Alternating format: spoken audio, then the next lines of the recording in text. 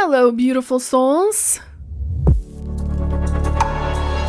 Welcome back to the Luminary podcast. I am your host, Annie Perry, professional psychic, seer, spirituality, manifestation teacher, galactic guide, multidimensional being of light, just like you.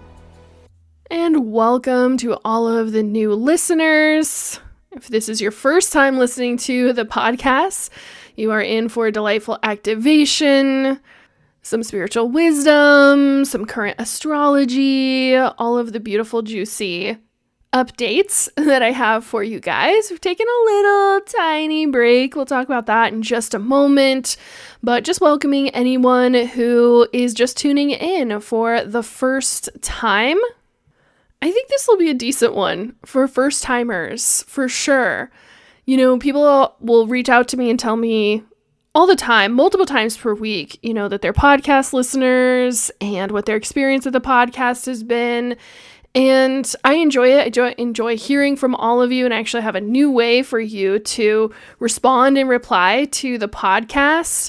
But whenever people tell me, oh my gosh, I love your podcast, all of the spiritual information, I always have this part of me that's like, oh, that's so great. And then I'm like, I wonder, have they gotten to the alien part yet? Have we, how much do you love it? Do you love have you, you're just the shadow work ones, the chakra ones? Or are we talking you're ready to go out there and meet some ET family? Have you gotten to the political ones? Have I done all that I can to possibly alienate and trigger you, and yet you're still here? And I love that for you, and I love that for me. So if you are here through all of that, thank you so much. I'm always so grateful to each and every one of you. As of right now, the podcast is listened to in 99 countries and provinces around the world and over 2,100 cities. I am always just mind blown when I go in and I start looking through my stats and I start looking at all the cities where people tune in from. I'm like, how did they find it? How did they find me? How did you connect with this? And so many of you have been generous in sharing your stories of how you've kismetly found the podcast or a person sent it to you. And I'm so grateful for that. Actually, okay, wait, I was thinking about this the other day. Hold up. I was looking through all of the cities just randomly one day. And again, there's over 2,000 of them. So I don't know all of them by heart, but I definitely know that I saw on there Pace, Florida. So shout out if you are the listener from Pace, Florida. I used to literally do door-to-door solar sales in Pace, Florida. And it is not a big city. It's more like a town. So I saw that and I was just like, oh my gosh, I don't know, maybe there's someone who knows me, maybe there's someone who's never heard of me, and it's just a kismet crossing of paths. So yeah, I used to be that person that would knock on your door and try to sell you solar in Pace, Florida, and really all over in the Panhandle. Yeah, people out there with solar. So now I'm a psychic. I went from solar to psychic, and that was pretty much the job quantum leap. I don't know, maybe it was too much sun or something. So like I said, there's a brand new way to reply to the podcast. You will notice that if you're listening on Spotify and Apple Podcasts, which most of you are, there is now a little text at the top of each episode that says, text me what you think of this episode.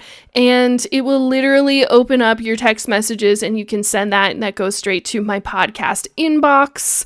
So it's a great way for you to share your thoughts and feels, high vibes only, please, and thoughts and feels about the episodes, and a great place to kind of prompt, what kind of questions you had or what topics you would love me to go deeper into on the podcast in the future. I do ask that you keep it polite and respectful and high frequency.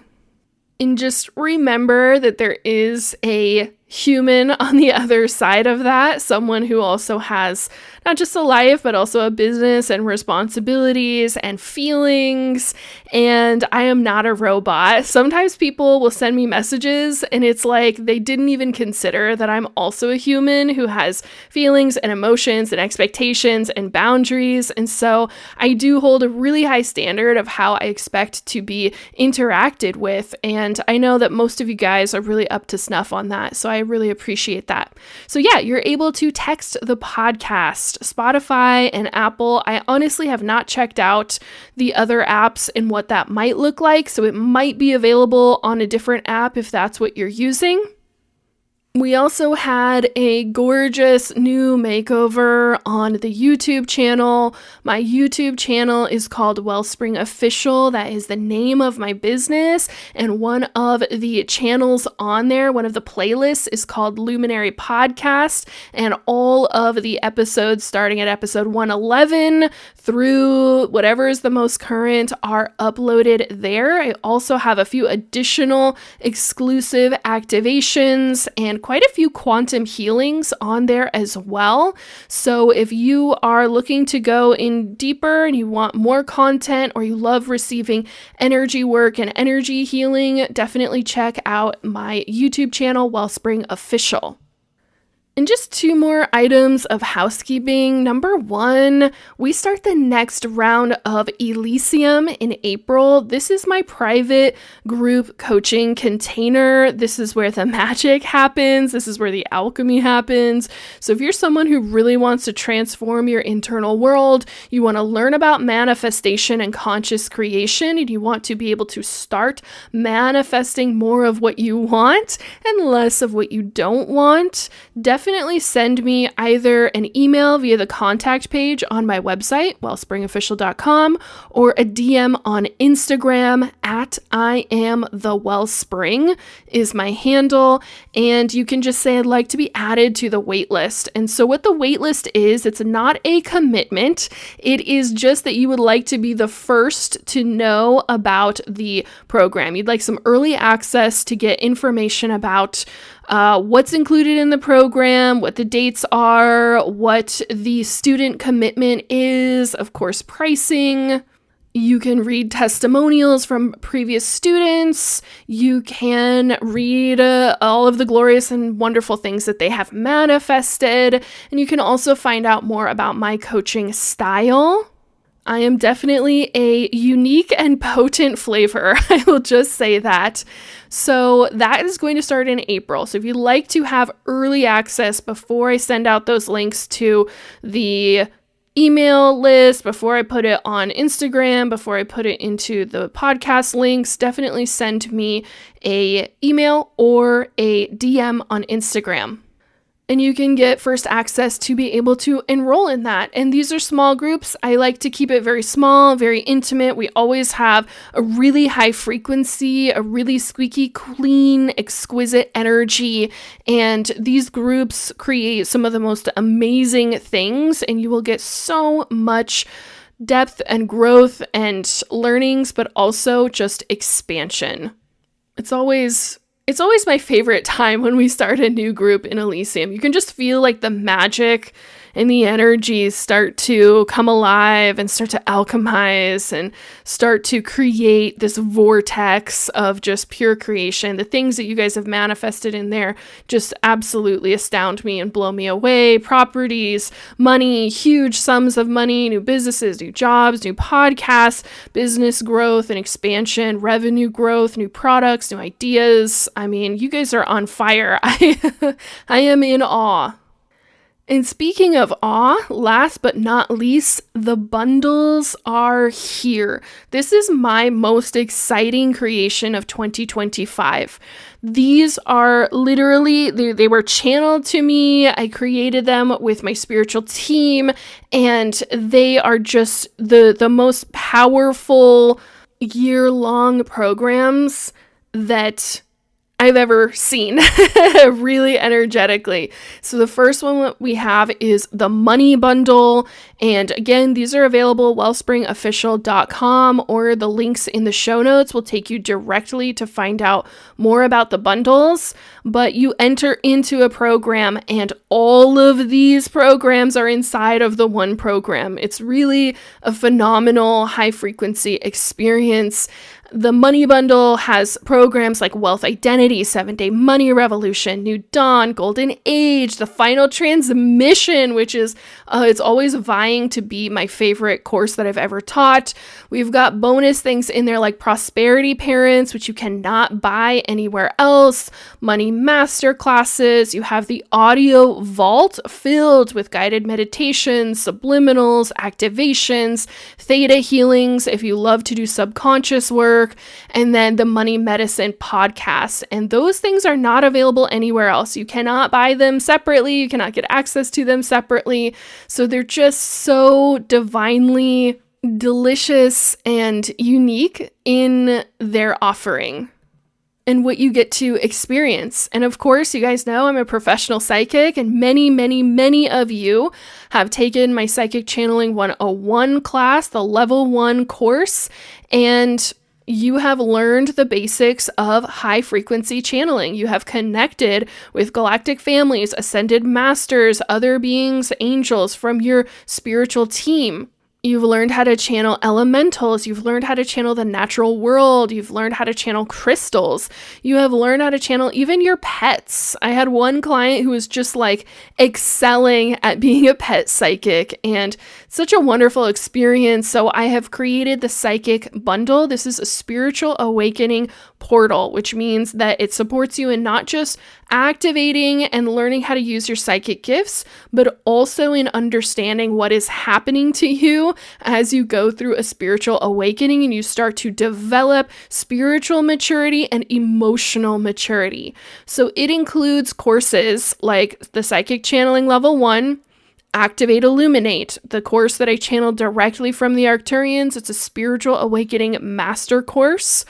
The Happiness Code, which is all about helping you tap out of negative feelings and tap into higher frequencies and making that your baseline in your life. We've got Transcend 1 and Transcend 2, which are advanced psychic courses. I take you into the quantum field. We also have the Quantum Leap, if you have ever wanted to learn the energies that create a quantum leap. And of course, the Alignment Code, 5 Keys for Living in Perfect Alignment, Pendulum Masterclass, Manifestation Masterclass, Solstice events, activations. I mean, this bundle is absolutely packed with everything that you could want for a really well-rounded experience of being supported in spiritual awakening, opening and activating your psychic gifts in multiple different mediums, feeling that activation, feeling into what is my skill? Where do I want to take this in the next level? Do I have a skill using pendulum and crystals? Do I have a skill channeling galactic families? Or am I really attuned to the higher dimensions?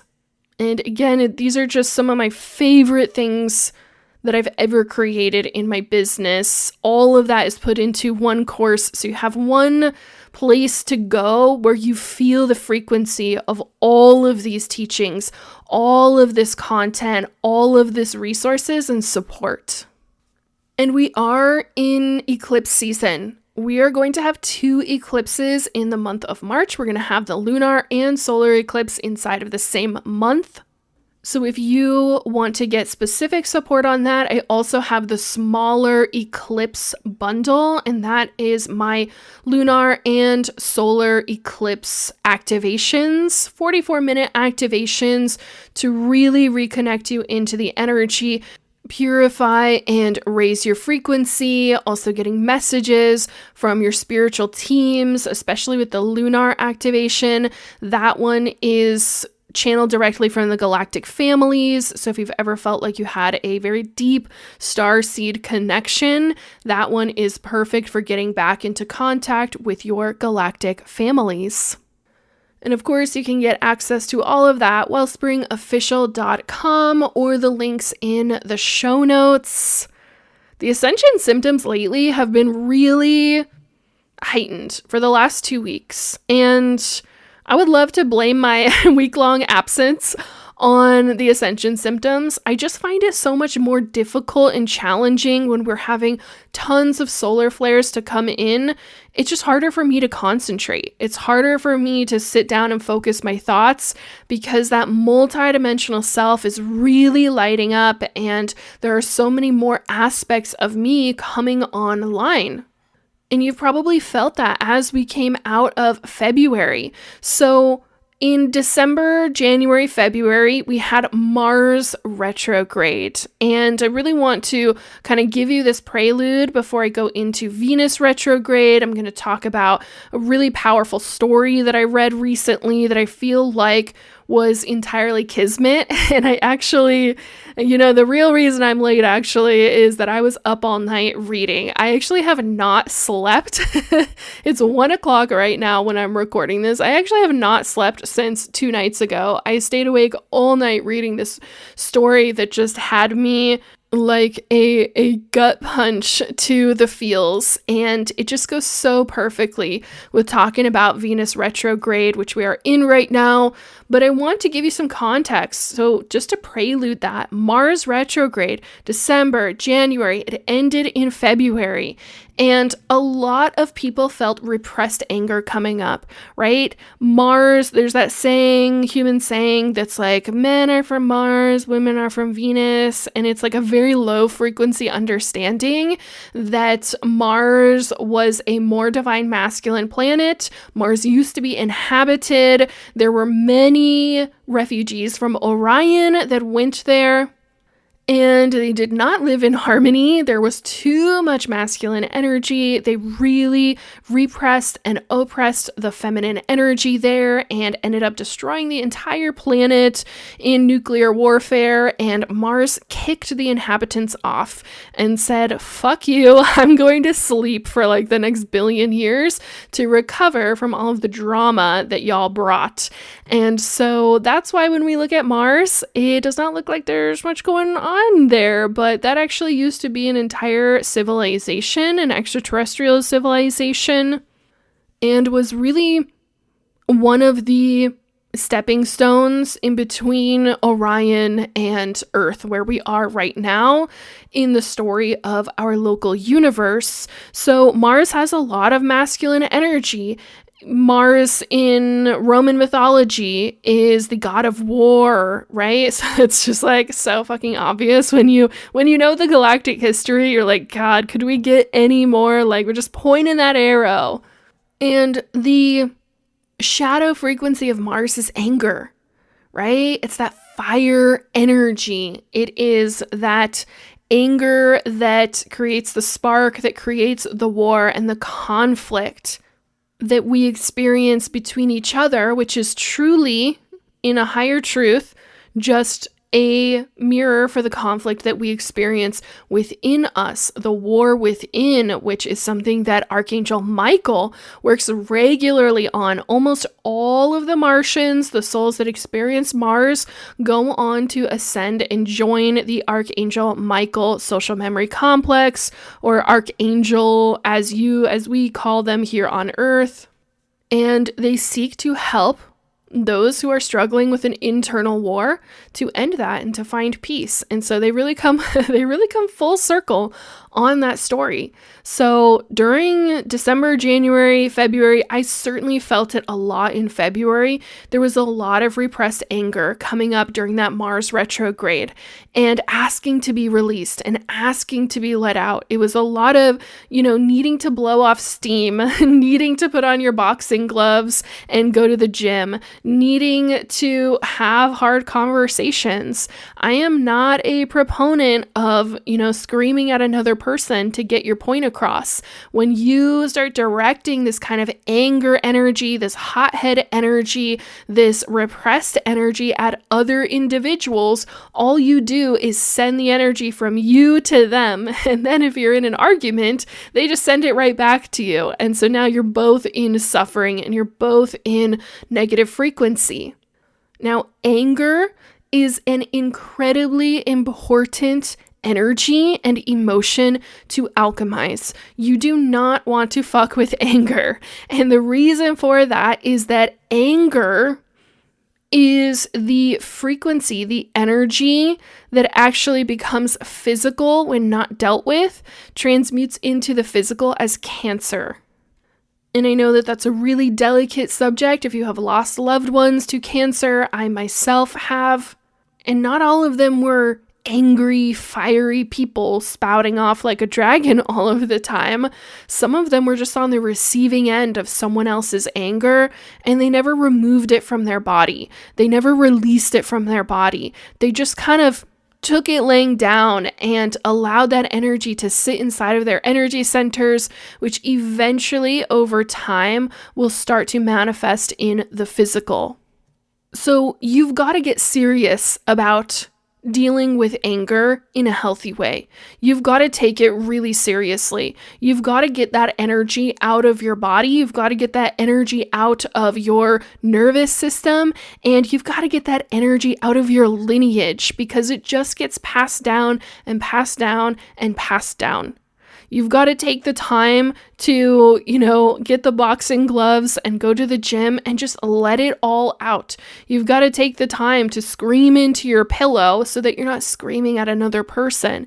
You've got to take the time to, beat your fists on a pillow so that you don't feel like you need to hit the wall, or like you need to have road rage, or you need to take it out on other people.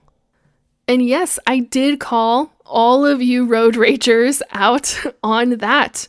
Road rage is a symptom of repressed anger. When you're in your car, you feel more powerful and you feel like this is a safe space unconsciously, like this is a safe space for me to take out some of this repressed anger, for me to blow off some steam, for me to give the person next to me the bird, for me to speed around them and express my anger. And the truth is, it's really not. It's one of the most dangerous places that you can start to express your repressed anger. You've got to find healthy ways. You need at least 2 or 3 modalities that are healthy, that do not harm you and do not harm others, for dealing with that repressed anger, getting out that negative masculine energy so that you can actually vibrate higher, so that you can vibrate in your divine masculine energy. And it doesn't matter what gender you identify as or don't, every single one of us has that yang energy. Just like every single one of us has that yin energy. So as we ended Mars retrograde in February, we stepped into Venus retrograde. And these two are really holding down the polarity in our astrological system that is directly supporting Earth and the inhabitants here as far as divine masculine and divine feminine. They're holding the ends of it so that we can be supported in alchemizing the negative, the shadow, the dark of each of those frequencies into the divine of those frequencies. Divine masculine and divine feminine. Venus is, oh no, here come the waterworks. Whenever I talk about Venus, many of you know the inhabitants of Venus, so just some high-level galactic information on Venus. The Hathors were the original galactic settlers and galactic colonizers of Venus. They come from Theta Reticuli. You may have a familiarity with that star system. Zeta Reticuli is where the Greys come from, and the Hathors are loosely and vaguely, as they would put it, related to the Greys. And whereas the Greys would go on to evolve in a little bit more divine masculine way, although definitely not as overt as, for example, like the Arcturians, they would go on to kind of evolve into divine masculine. The Hathors are distinctly, they have this just absolutely unique path, and I do intend to bring them on the podcast. we've had a sitting date to get them on the podcast so that I can not only channel them, but also ask them more questions about their civilization. Just the high level, though, from them is that they were, in a very unique way, extremely divine feminine. They had barely any divine masculine members of their society, most of them choosing to incarnate as divine feminine, even deeper into their fourth and fifth density evolution, which I find just absolutely fascinating. I've really never seen anything like it in any of the other galactic families. There tends to be a little bit more balance in most families, whereas the Hathors are just so distinctly divine feminine. Anyways, as they begin their fourth density travels, interplanetary, they are the ones who brought life to Venus. And they are the ancestors of social memory complexes like Ra and Latwi and Quo. And that's why I say the waterworks are coming, because many of you know that Ra just holds such a special place in my heart. I talked about them on my Galactic Awakening episode. And we are just the dearest of friends. And I promise you, they want to be the dearest of friends with you too. Their love is like being held in a cocoon of a million roses. It is just so special. And so their civilizations, and they're very deep in sixth density now. They're very, very much evolved. And their civilization stayed primarily divine feminine. And it's always been fascinating to me, because when you look at ancient Egyptian culture, where we have the sun god Ra, that kind of morphed into this masculine being. And I guess that's a question that I'll have to pose for the Hathors of how that distortion happened when Ra is so high frequency feminine energy. Even in their most balanced state, you can still just feel, I don't know how, like this flavor of their love that just leads you to the divine feminine, the mother, the empress, the high priestess, and really opens you up to all of those archetypes. So I have a lot of love for Venus, and they have been, out of all of the planets, probably the most active in humanity, or what we would call the Gaian, what will be called the Galactic Gaian. They've been the most directly involved. They have been a leader in connecting with and guiding our civilization in all of the ways that we will allow them to be our spiritual guides. So when we're looking at the astrology of what does Venus offer us, and I think it's really worthwhile while we are in this retrograde for the entire month of March, and I believe it goes into early April. There will be more. There is retrograde every year. And so I think it's really worthwhile to pull your astrology chart and see which house do I have Venus in and what sign is it with. I have a very unique Venus placement. Venus is in my first house, which is how I am perceived by the world. It is how I perceive myself. It's how I take care of myself. All of that, what we do for self and how we take care of self is your first house and the energy that represents. But Venus is paired up with the planet Pluto, which is death and rebirth and transformation. And they are in the sign of Scorpio in my chart, which is just like, it's like, you are gonna suffer, but you're gonna like it. I mean, no, it goes deeper than that. And it definitely has to do with how people perceive me. Some people can meet me and kind of get this like sensual energy from me. I mean, I always think that I'm clowning, but I think that that's me subconsciously turning off that energy, because that is how people have perceived me for a lot of my life. And when I worked in retail and everything was about looks and, perception, ocular perception, and the gaze of the customer and the potential client, then it really served me well to have that. So as you look deeper into your own Venus placement, you're going to find out some information about yourself. But I want to go high level. What is a retrograde really asking us to look at? Because that's what a retrograde is. It's the illusion that the planet is moving backwards.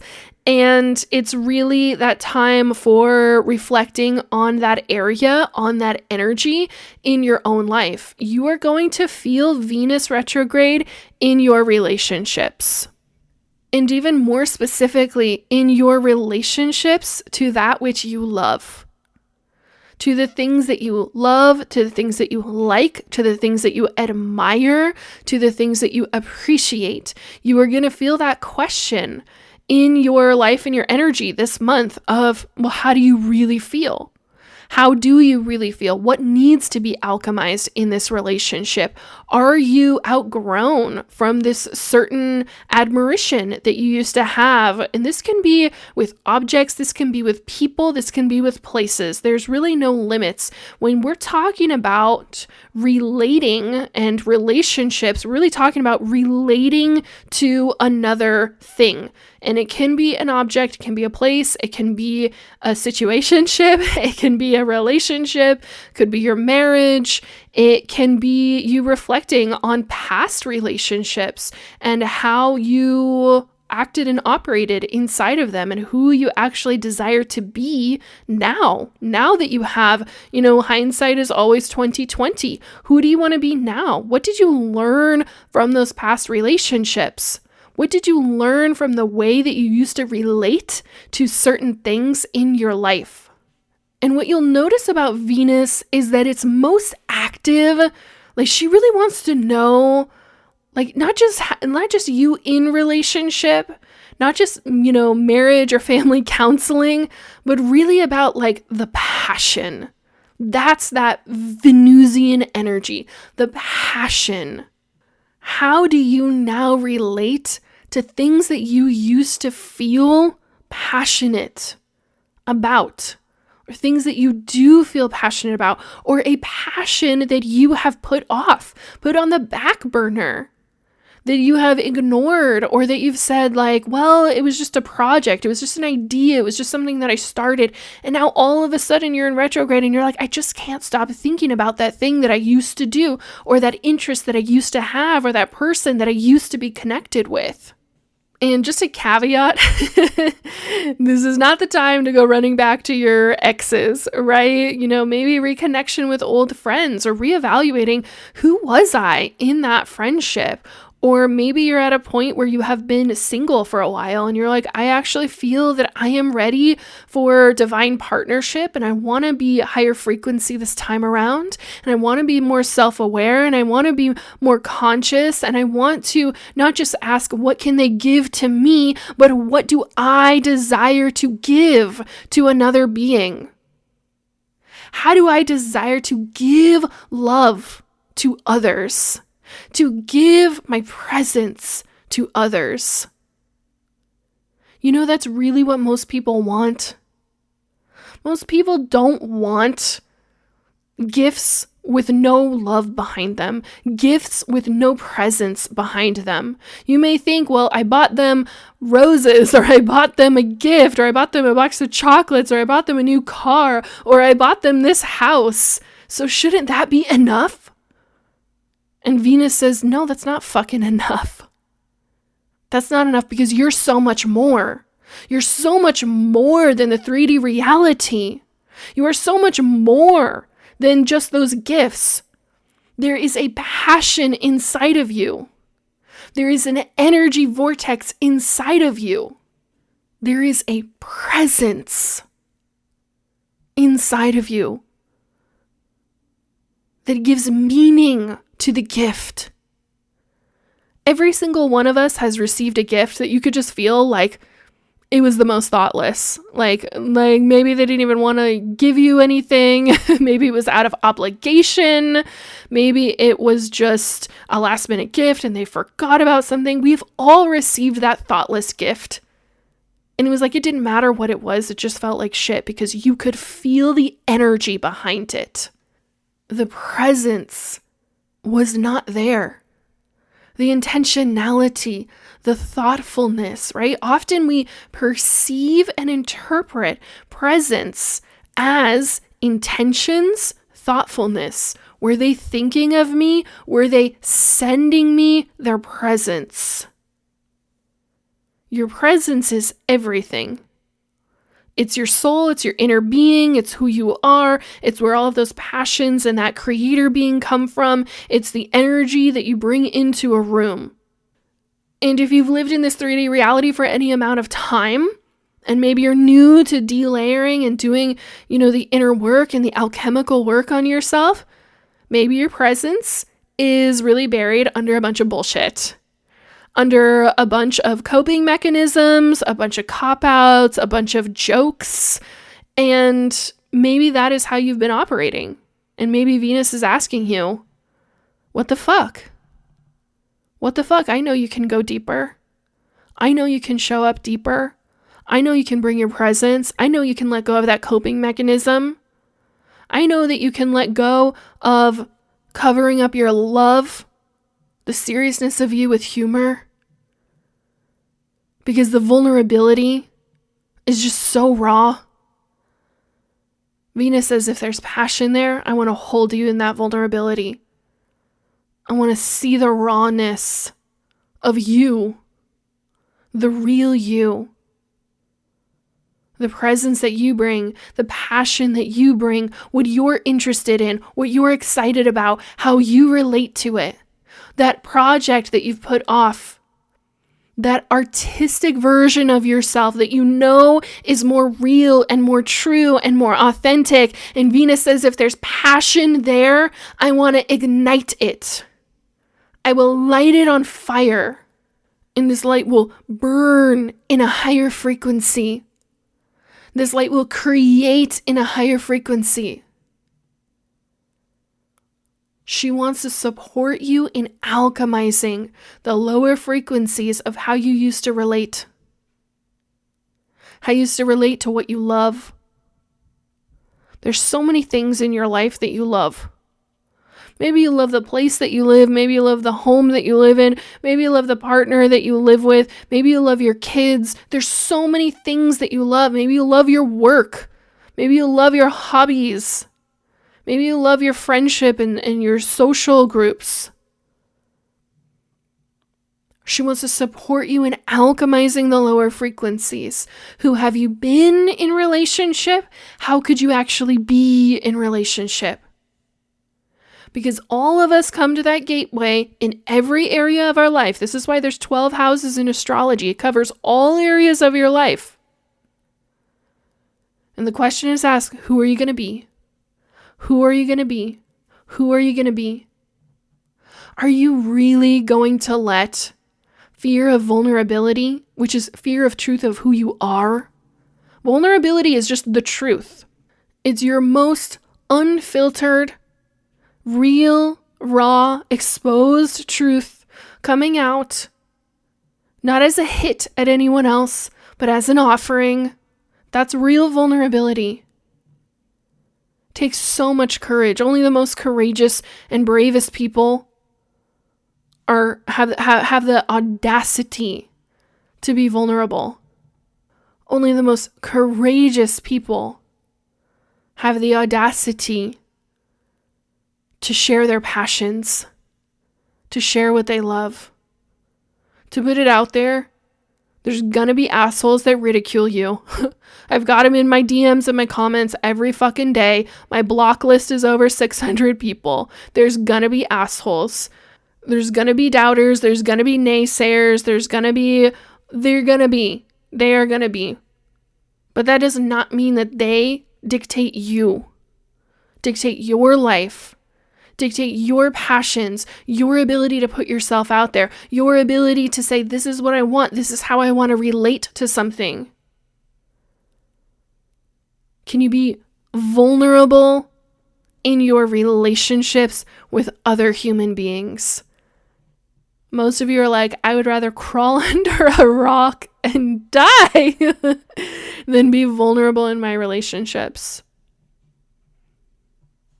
I stayed up all night last night reading the most incredible story. I cried the entire time. I cried from beginning to end. It was just the most heart-wrenching story. And I truly believe that it was sent to me it was like 9:30, 10 o'clock at night.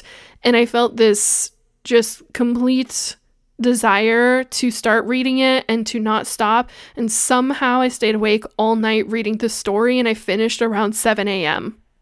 And I truly feel like it was sent to me to be part of this episode.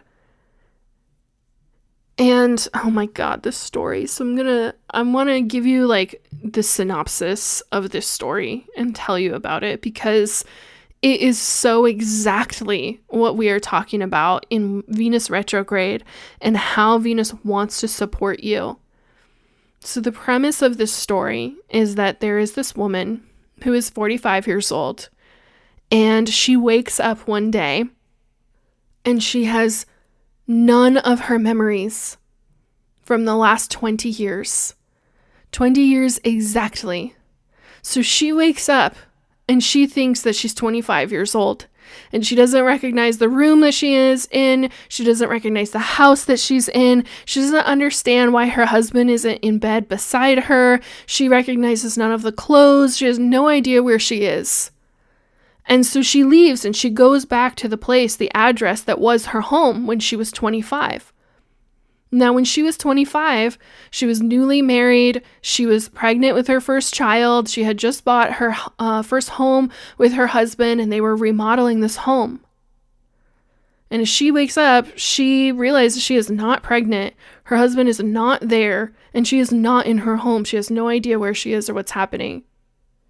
And so she goes to the address that she had 20 years ago. And there's another family living there. And she's in complete disbelief. Like, what are you doing in my home? Where is my husband? She keeps asking, like, where is my husband? Where is my husband? And you can feel the fear. And eventually she gets taken to the hospital and diagnosed, and she has no memories. She's told how old she is and what year it is.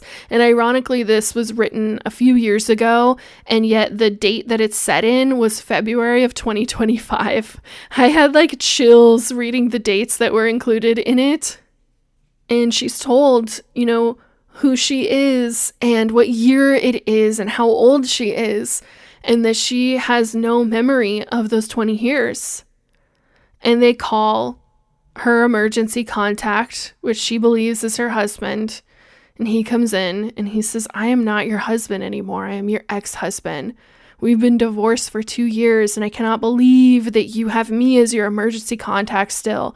You're so irresponsible. You did this to bait me again. You're always a bitch to me. You are always starting fights with me. And this woman is just like horrified. And so she goes home to this unfamiliar home. She finds out from her ex-husband that she actually has 2 almost grown children, no memory of them. He tells her that the child she was pregnant with died, never lived, never got to take a breath, and that he is gone, and he lives with someone else now. And she lives in their big home all alone, and her kids are gone to school, to boarding school. I mean, the devastation of this woman believing that she's this young 25-year-old in love, going to be a mother for her first time, and someone telling her everything you wanted, everything you planned on, everything you dreamed of is not how you thought it would be. She goes home to this big empty house with all of this clothes that doesn't feel authentic to her, with all of this furniture that doesn't feel authentic to her, and she wonders, who the fuck have I been for the last 20 years? And why? Why did I become this person? And she goes to her job and finds out that all of her employees hate her.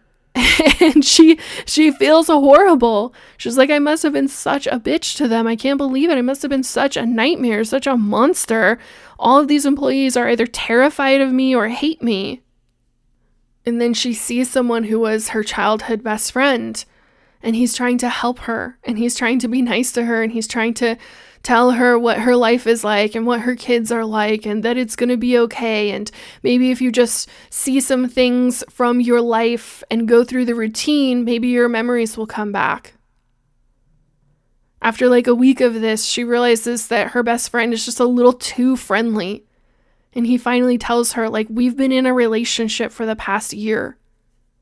And she's just like, this is all wrong. This is not how my life is supposed to be. I'm not in love with you. I'm in love with this man who's telling me that it's actually 20 years later and our kids are grown and we're not in love anymore.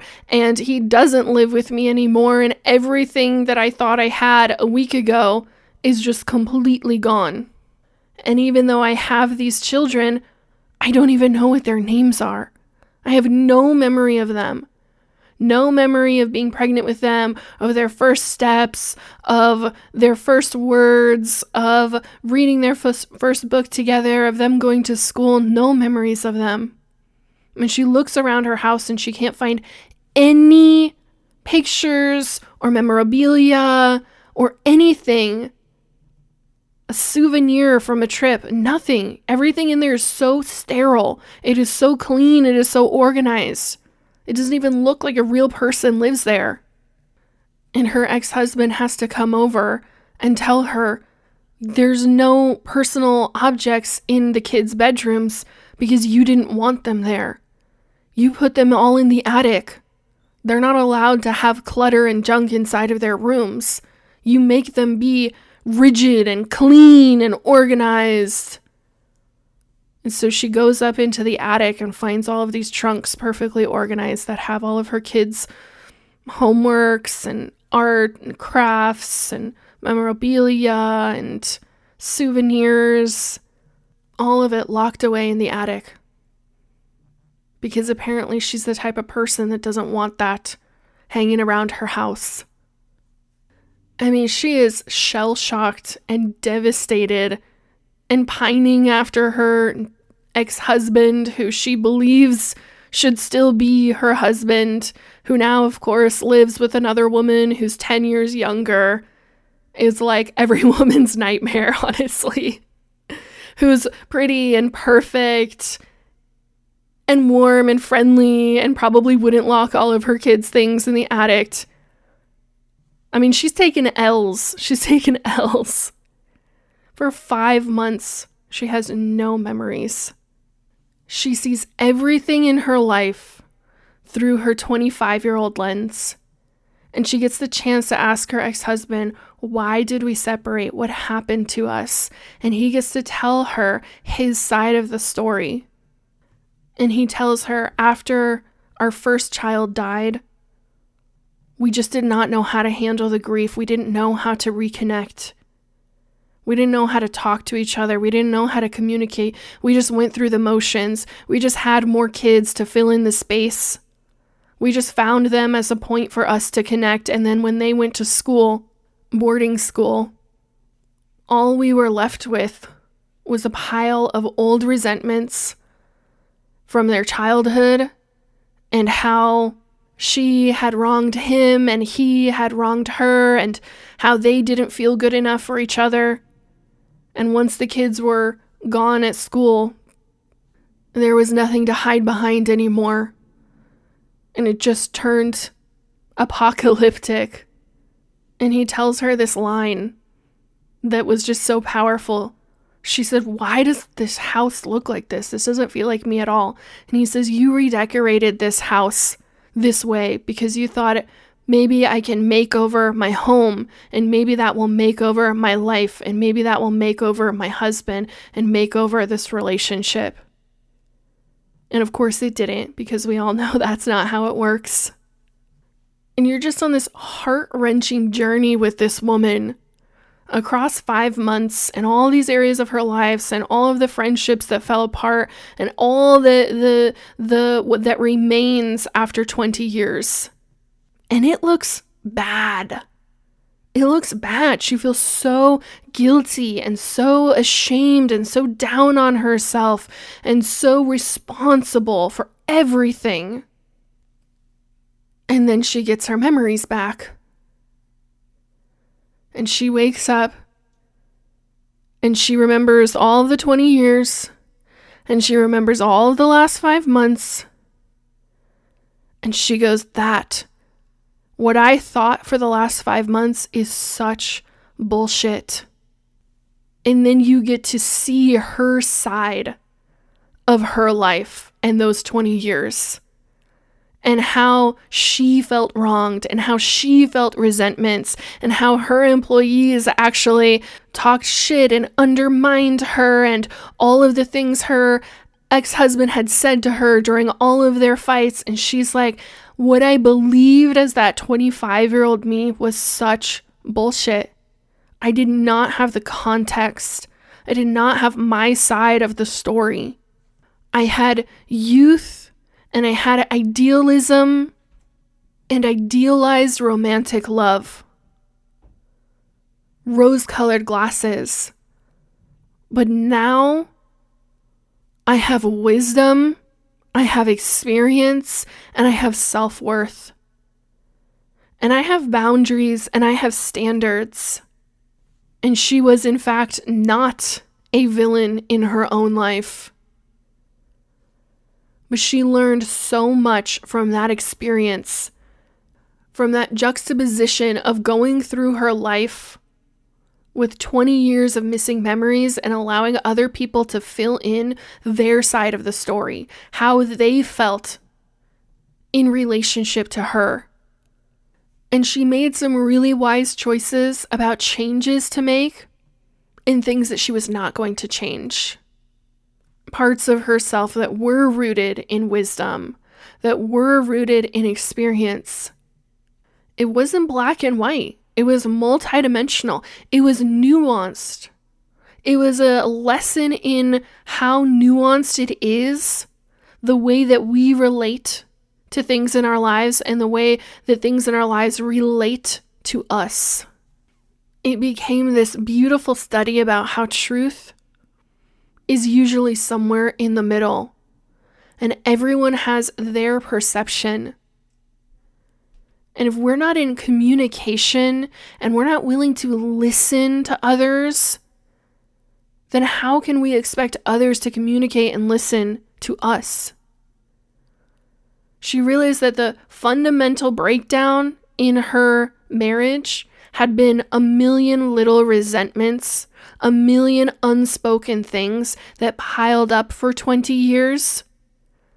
That it wasn't some big catalyst that did it in all of a sudden. That it was all the little things that went unaddressed. No reflection, no self-reflection, no willingness to be vulnerable, no willingness to communicate from either of them. It was a two-way street. Her husband didn't want to be vulnerable and she didn't want to be vulnerable. Her husband didn't want to communicate and she did not want to communicate. She had her own opinion about things. She had her own slights. She had her own ways that she felt that she had been wronged by him and held back by him and unsupported by him. And he had his laundry list of ways that he felt the same way. And it was just this beautiful lesson on what we don't put in effort and take care of and maintain will get dusty, and then it will get dirty, and then it will start to rot, and then eventually it will decay. But some things can be rebuilt with steady vulnerability, communication, a willingness to change, a willingness to be a more true version of yourself than you've ever been before. Not everyone in her life stayed. Not everyone in her life changed. Not everyone in her life even cared what happened to her. Some people just rolled their eyes and went on their way. Not everyone felt tidied up at the end of the story of we're all just happy now. But the main relationship in the story was the breakdown of her marriage, and can we even be in the same room together without arguing? Can we even be at the dinner table? Can we even be at functions with our kids? Can we even throw birthday parties for them without blowing it up? Can we even be civil to each other? And then can we even be friends? And I think the greatest lesson that she learned between her 25-year-old self and her 45-year-old self is that love that is instant, that is rose-colored glasses, that is new, that is fresh, that is exciting, has very little staying power. It's the most susceptible to the flame being snuffed out, to being diminished, to being devalued, to being no longer shiny and new, and so you just don't care about it. Her 25-year-old self really wanted to go back to that shiny, new love with no nuance, with no lessons, with no wisdom, with no depth, with no experience. And her 45-year-old self was like, that is not the kind of love that I want. I would not trade a healthy, slow-grown love with anyone, friendships, coworkers, partners, for that instant, shiny love that fades so easily because it has no roots. So she had to go on a journey, as so many of us do, when we get more experience in life, when we've been in and out of relationships, when we finally have some wisdom to tap into, a little bit of wisdom in the back pocket to draw on. She had to go into that and rebuild her relationships. Venus wants to support you in how you relate, in what you feel passionate about. Passion does not have to be that flame that gets snuffed out. Passion can be nurtured. It can be slow growing. It's not all insta love. And Venus is gentle. She wants to support you. She wants to help you. When you really lean into her energy and say, okay, I'm ready to examine how I relate to that which is around me, especially my passions, where I want there to be passion, where I want there to be presence, where I want there to be more divinity and more love. When you really lean into her energy, you just reap the rewards over and over and over again. Because she will take you on that journey, and she's a much gentler teacher than Mars or even Saturn or Mercury. Who are you gonna be in relation to what you want? This is a question that I ask my clients all the time. When they come to me and they're like, I have this problem, I have this thing that I don't know what to do, my first question to them is, who are you gonna be? Who are you gonna be? Because the being comes first. Right? That's the awareness. That's the consciousness. That's the choosing. That's flexing your sovereignty. Not just always running on the unconscious, not just running on all of the pre-programming, but actually deciding who you're going to be. Right around the time when this retrograde started and Mars retrograde was ending, I had this full psychic experience, of course. And I had just laid down to go to bed. It was probably like 10 o'clock at night. And I just had this overwhelming feeling that I needed to meditate on bridging divine masculine and divine feminine. I felt this visceral desire to not be in a state of duality, to not be in a state of separation. And as I started to meditate on the wholeness and the oneness of the divine masculine, divine feminine, yin, yang, light, dark, whatever words that you want to use, we honestly don't have any good ones for it here on earth.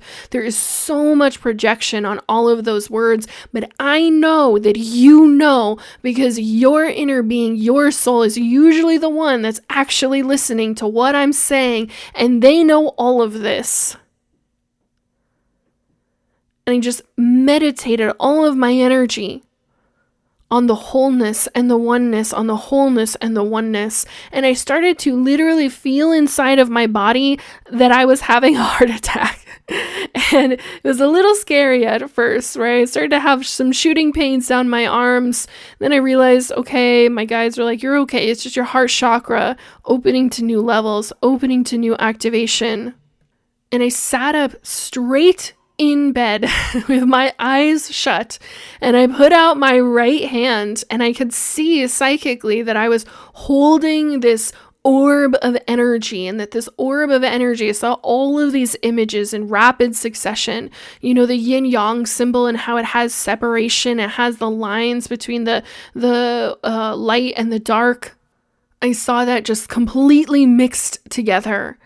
And all of this rapid succession images of where we experience duality inside of this reality coming together and being merged and being merged and being merged until I was psychically just holding this ball of pure light. Pure light. And I felt that energy inside of my chest. I felt this atomic bomb being let off inside of my chest, just this full activation of heart chakra energy. And I had tears streaming down my face, and I just felt the wholeness and the oneness and the complete illusion of duality of them versus us. No, all is one. There is no one who is against you. There is no one who is separate from you. All is one. That is the highest truth in our universe. You are in relationship to all that is in our universe. You are a cell of the one infinite creator. You are not unimportant or unworthy or less than. You can only experience those dualities in the 3D. That's it. This is the only place where you can have that. If your focus is on 3D reality, it will always be a split cell. There will always be duality. There will always be that line through the yin and yang energies. There will always be him versus her, them versus us. There will always be othering. There will always be this sense of separation. There will always be power dynamics. There will always be pedestals. There will always be this sense of imperfection, not good enough, unworthy, incapable, incompetent, undesirable, not good enough, inferior. In 3D reality, we have all of those pedestals, all of that separation. You can't go there to find what you're actually looking for. You can't go there to find a higher frequency way to relate. You can't go there to find a higher frequency way to channel your passions into this reality, to renew and regrow your relationships, to start new relationships that will grow and that will last an entire lifetime. You can't go there to find what you're looking for. And don't mistake me, I am not puritanical, I am not religious, and I am not telling you that the world is a bad place. I love this place. I keep coming back for 13,000 years. Clearly, I have some sort of obsession with this planet. It is by far and away the most beautiful planet that you have ever been on. I guarantee it. Unless you have a thing for water planets, in which case, might have been Sirius B. It's beautiful here. The things we can create here, you cannot create anywhere else.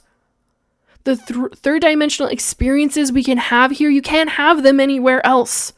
You literally come here for a visceral, physical, chemical experience. I fucking love this place.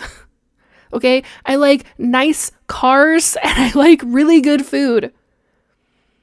We don't have cars and physical food in the higher realms. We don't need them. They have no purpose. They have no functionality. They could not exist. I love coming here. So do not mistake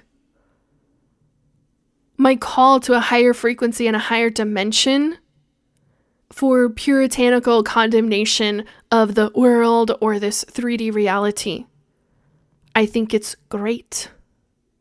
But you know what I think is even better? Channeling fifth dimensional energy into a third dimensional reality to get the flavor of my life that I actually want. The flavor of my life that I actually want. I don't want all of the negativity. I don't want all of the depression and the anxiety and the apathy and the anger and the negative feelings. I don't want all of that. I don't want to live and sit and stew inside of that. And I certainly don't think it's that great of a place to grow really high frequency relationships, to ignite your passions and to channel your passions into this reality. I think if you're there, you're in a really good place to get your heart broken. And heartbreak only exists in 3D reality. But you can live inside of this reality and you can channel higher frequencies into different areas of your life, like your relationships, like your passions. And I hope your next question is, well, how do I channel the fifth dimensional energy into a third dimensional reality? The good part is you are already inside of the third dimensional reality. So you're 50% there. The other 50% is you focusing on fifth dimensional frequencies. Wholeness, oneness, divinity, divine love. These are not things that are in the lower realms of I have no boundaries, everyone walks all over me, and I just smile while they're doing it. That is not what I'm talking about. I think that unconditional love should be wielded with absolute complete wisdom and mastery inside of a third dimensional reality. Otherwise, you are setting yourself up to literally be roadkill. We've all experienced being totally run over inside of this reality. Emotionally, energetically, financially, we have all experienced that inside of this reality. Unconditional love needs to be wielded with absolute wisdom and precision. I do not extend unconditional love and acceptance to everything in the third dimensional reality. I am incredibly picky and particular about it. But when I find something that I know I feel passionate about, that I want to be in high frequency relationship to, that's when I focus. Wholeness, oneness, divine love, opening up of the heart center, purification, and activation of the heart center. I'm still opening levels and layers of my heart center. That's how much depth there is to it. It's not just a one-time thing. I felt that activation a couple of weeks ago. I felt like an atomic bomb was going off in my heart center. I literally had a little panicky moment of like, am I having a heart attack? Because I'm feeling it in a physical, visceral way. And by the way, if you do think you're ever having a heart attack, you should go to the hospital. Okay, not everyone is in direct verbal communication with their spiritual team and has built a level of trust with them and is totally okay if I am having a heart attack. And that's like the time and the place, right? Discernment, wisdom. Don't be a spiritual dumbass. There's plenty of those out in the spiritual industry and spiritual world. There's plenty of spiritual dumbasses. I see them all the time. I endeavor and strive not to be one, and I know that I have been one in many areas since my spiritual awakening. But I try to bring in more awareness, less spiritual dumbassery. Believing that you're infallible is spiritual dumbassery. You are not infallible. You are not invincible. This chemical body is incredibly fragile. It has to be taken care of. It has to be maintained. When you really start to tap into that inner master, you really start to tap into that wisdom, using your brain, I don't know what it is, but sometimes in the spiritual world, people are like, I just not going to use brain anymore. I'm like, well, you were born with one. They spent a long time constructing it. They spent a long time programming it. It does serve very valuable functions. But when you actually start tapping into that inner mastery and that inner wisdom, you have respect for the things in the 3D reality that can hurt you mentally, emotionally, physically, financially. You have respect for those things. You've learned your lesson. You've touched the thorn. You know that's not what you want anymore. One of the truths that's helped me alchemize my relationships, a truth that came in very early when we first started getting into Venus Retrograde, was just hearing the words. I think I've read it somewhere, and then I started to kind of just apply it to myself because it was so profound for me. And it was reading, "You are not your father." I can't remember if it was like a poem or a story, but someone was saying that. You are not your father. You are not your mother. You are not your family. You're not. You're a part of the oneness in the 5th dimension, connected to all and everything that is. But you also exist here inside of this 3rd dimensional body as a perceived separate entity. You're channeling different energies. You're channeling different truths. You're operating on different programming. I don't know whose inner child needs to hear this today. You are not your father. You are not your mother. It's safe for you to let go of the past. It's safe for you to not bring that shit into your current relationships. It's safe for you to not project all of the baggage from childhood onto your partner. You don't have to do that to be fully seen and fully heard. You don't have to do that to be fully validated. The inner child is what so often holds us back from our passions and from changing and shifting our relationships. The inner child says, no fucking way. I want to hold on to this wrong. I want to hold on to this hurt. I want to hold on to shape-shifting every part of my life to ensure that I'm not like my father, that I'm not like my mother, that I'm not like that one family member, that person that was mean to me when I was a kid. All you end up doing is being more and more like them. So I don't know whose inner child needs to hear this, but you are not them. You're not. You're someone different. You are not in the past. You are in this present moment. You are in a point of differentiation, a point of alchemy.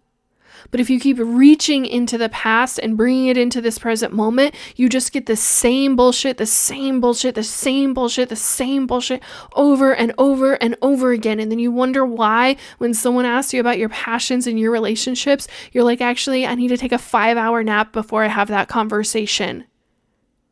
When people ask you about your relationships, the first thing out of your mouth is, talking about the one that's a shit show right now. Growing those resentments, piling up those little hurts, not wanting to address it, not wanting to bring in higher awareness, not wanting to bring in your inner adult, letting that little inner child run the show from a point of unconsciousness. Because the vulnerability just feels so raw.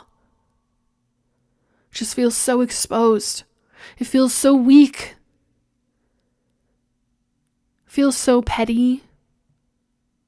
Because showing your true self to others means that you have to actually see your true self in order to show it to others. And you're like, I'd rather not dig up that can of worms. But you're so much more. You're so much more than that. I know that you feel it because you wouldn't find me in this podcast and this work if you didn't feel like you were so much more. You're so much more than that. You're so much more than your childhood. You're so much more than your life up to this point. You're so much more than that. There's this multidimensional being of light that wants to channel through, that wants to create things that have never existed, that wants to alchemize your DNA, that wants to alchemize your lineage, that wants to change the fucking story forever. You've got to accept, be in a point of acceptance. And in 3D reality, you will always be imperfect. Always. That's the name of the game in 3D reality. You're worried about being unworthy. You're worried about being not good enough. You're worried about being insecure. You're worried about being imperfect. You're worried about being a failure. We all experience those emotions inside of 3D reality. No one is exempt from it. No one. In 3D reality, you are imperfect. That's the name of the fucking game. Open, accept it, integrate it. But then, oh yeah, you didn't think I was going to leave you there. But then, multidimensionality, you're not just 3D reality. But then, in 5th dimensional reality, you are divine perfection. Accept it, lock it down, integrate it. 3rd dimensional reality, I'm imperfect. I'm going to fuck up. I'm going to mess up. I'm not going to want to be vulnerable. I'm not going to want to follow my passions. I'm going to want to take a nap at the most inconvenient time of the day. I am going to say the wrong things. I'm not going to be able to maintain every single relationship to perfection. I am imperfect. I am unworthy. I am insecure. I am a failure inside of 3D reality. But that's not all that I am.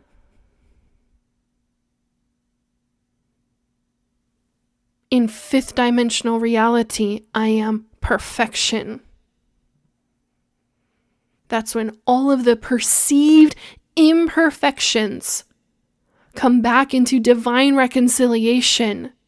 They come back into divine perfection.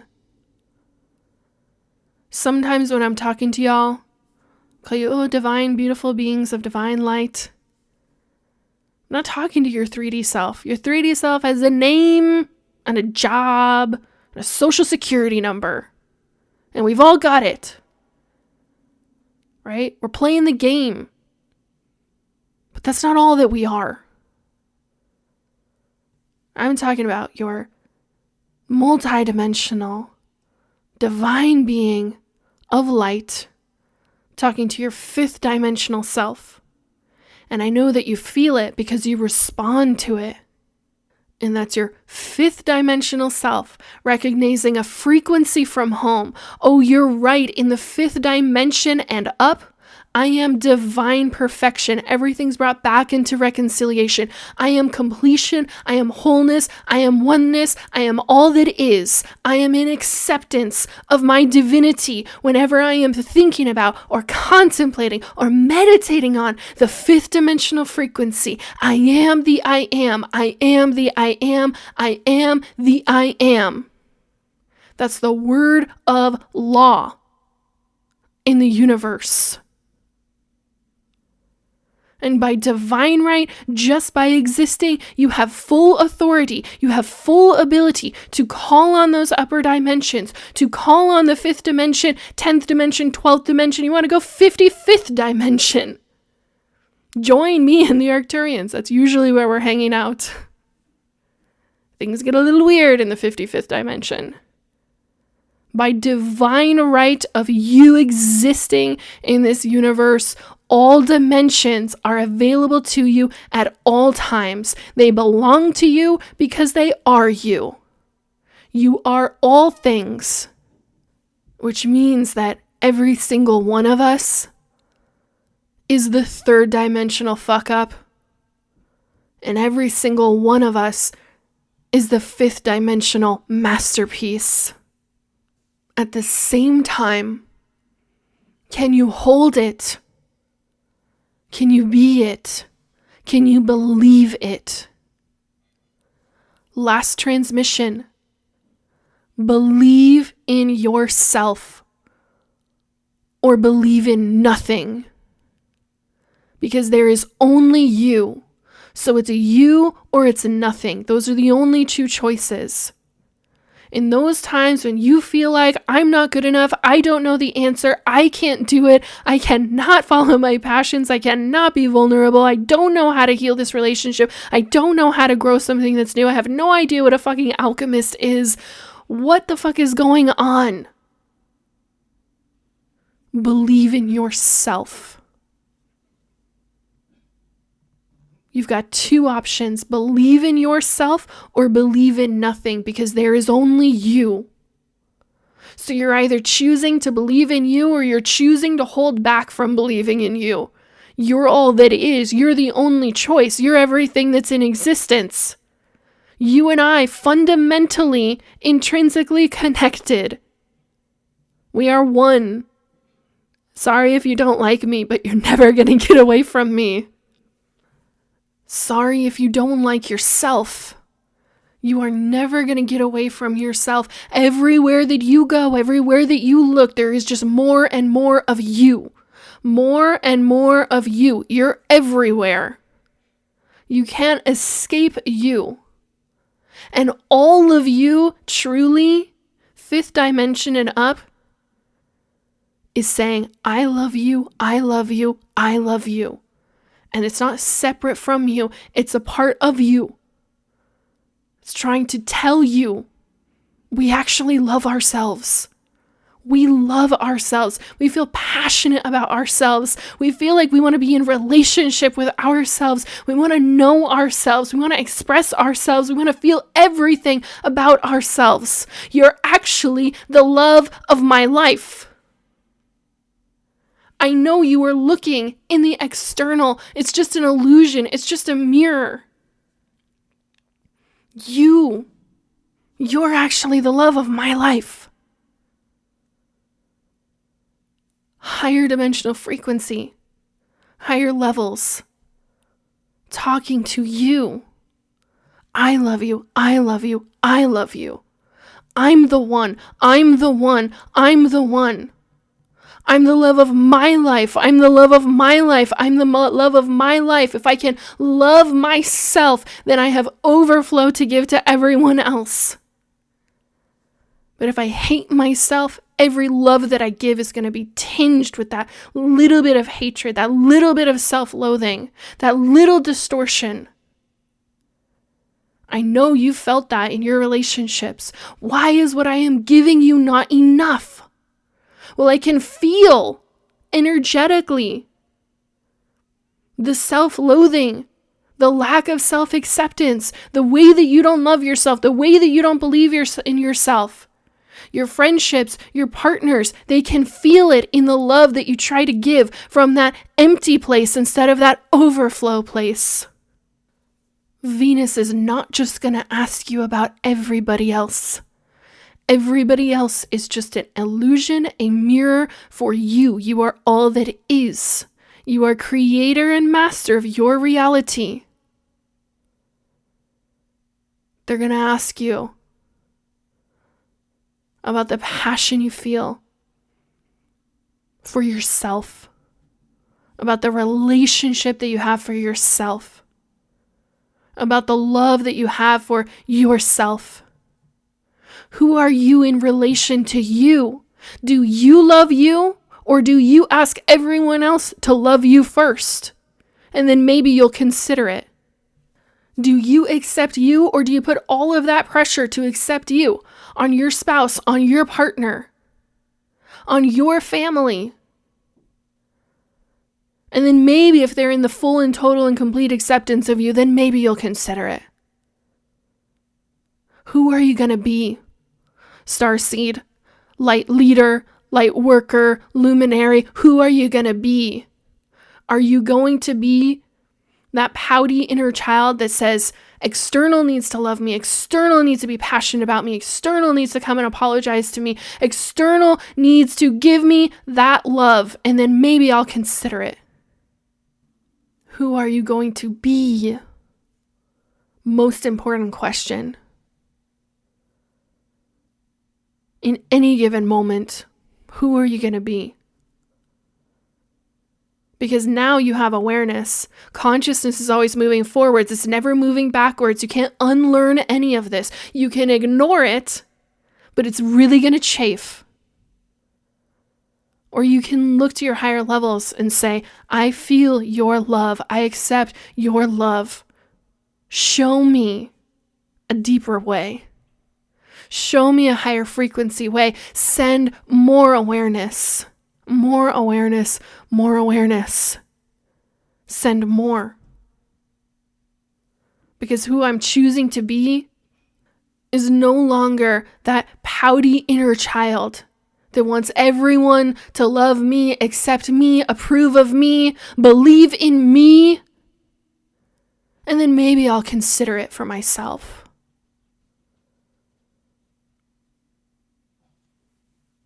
External does not change the internal. Internal changes external only. My Elysium group knows this very well. The love you seek outside of you does not exist. There's only you. Everywhere you look, it's more of you. There's nothing outside of you. You are all of it. Believe in yourself or believe in nothing. Love yourself or love nothing. Trust yourself or trust nothing. Because you're all that is. Those are your two options. It's you or the denial of you. You or the denial of you. You or the denial of you. In 3D reality, you are imperfect. In 5th dimensional reality, you are perfection. In 3D reality, you're in resistance to the truth of who you are. In 5th dimensional reality, you are in the full acceptance, the glory, the majesty, the might, and the power of who you really actually are.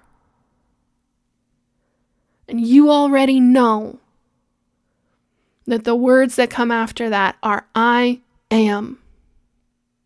Most powerful incantation in the universe, I am.